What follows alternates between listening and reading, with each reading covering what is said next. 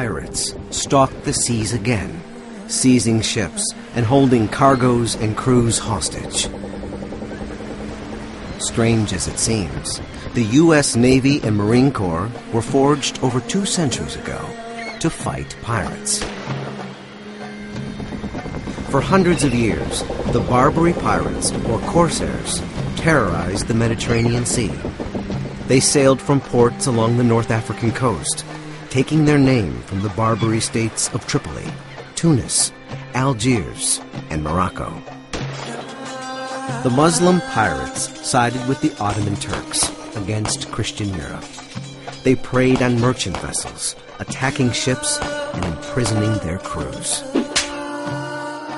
If no one ransomed captive sailors, the corsairs enslaved them at hard labor. Barbary pirates raided as far away as England and Iceland, kidnapping villagers to sell in African and Ottoman slave markets. Sometimes European governments fought the pirates. More often, they paid them bribes, called tribute, to leave their ships alone.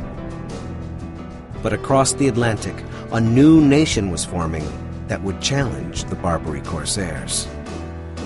After Americans threw off British rule, their merchant ships no longer had Royal Navy protection. The corsairs began to prey on American vessels bound for Mediterranean ports. For the new nation to survive, its goods had to reach market. The U.S. had to protect its commercial fleet.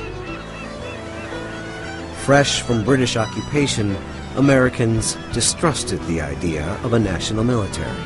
Many of the founding fathers wanted a navy only strong enough to protect American shores. With few warships, the U.S. simply couldn't fight the pirates. In 1784, Congress agreed to spend $80,000 to bribe the Barbary corsairs. To make the deal, Thomas Jefferson and John Adams sailed to England. In London, the envoys asked Tripoli's ambassador what gave the Barbary states the right to seize American ships and crews. It was the duty of all believers to make war against the unbelievers, the ambassador replied. Any Muslim slain in battle was sure to go to paradise. But he promised them that payments to Tripoli would guarantee safe passage.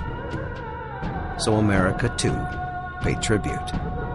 The corsairs released American captives and agreed to let American ships be. But the attacks continued.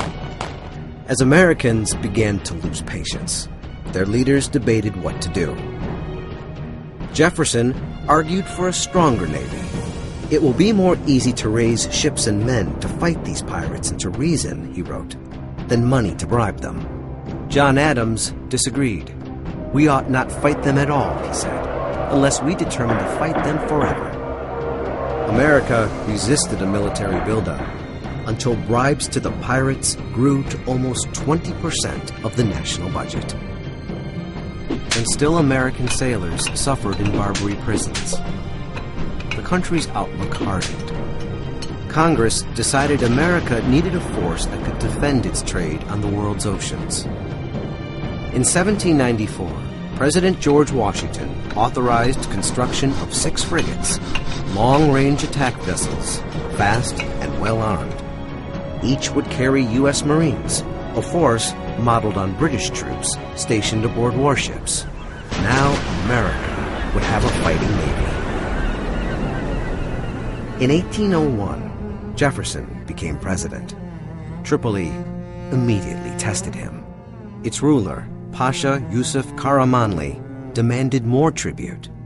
When Jefferson refused, the Pasha declared war. Only Congress could send Americans into combat. But on his own, President Jefferson ordered U.S. warships to the Mediterranean. After the frigate sailed, he revealed what he'd done. The style of the demand admitted but one answer, Jefferson told Congress. I sent a small squadron of frigates into the Mediterranean. At first, the U.S. Navy fared badly. Corsairs took the USS Philadelphia, imprisoning her crew and sailing the captured frigate to Tripoli. At home, Critics savaged Jefferson's foreign adventure. He stayed the course.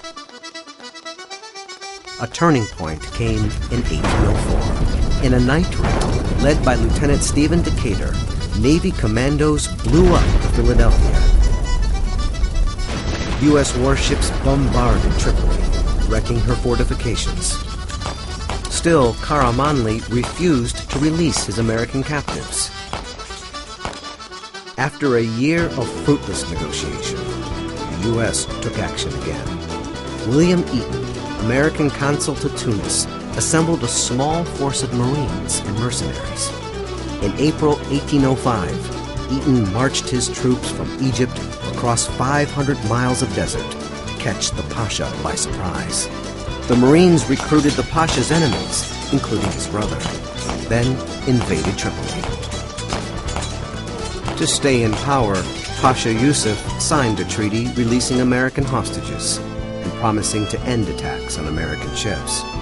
The hard line seemed to work. Jefferson told Congress, "The states on the Barbary coast seem generally disposed at present to respect our peace and friendship." But the corsairs had not ended their attacks.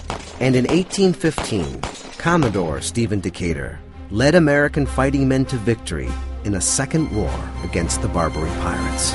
This time, the raids stopped for good. The pirate kingdoms were beaten, and a new maritime power had emerged. President James Madison declared, "As peace is better than war, war is better than tribute." The United States, while they wish for war with no nation, will buy peace with none. Today's pirates terrorize the seas as the Barbary corsairs did long ago. With modern weapons and speedboats, they take prizes as large as oil tankers, demanding millions to ransom cargo and crews. Somali outlaws have made the seas off the Horn of Africa the most dangerous in the world, waters through which 30% of the world's oil must pass to reach market. To stop the attacks, a coalition that includes the United States has formed an international task force to patrol the area. And 2 centuries after American sailors and Marines first made their name fighting the Barbary corsairs, they face a new generation of pirates on the high seas. Strange as it seems,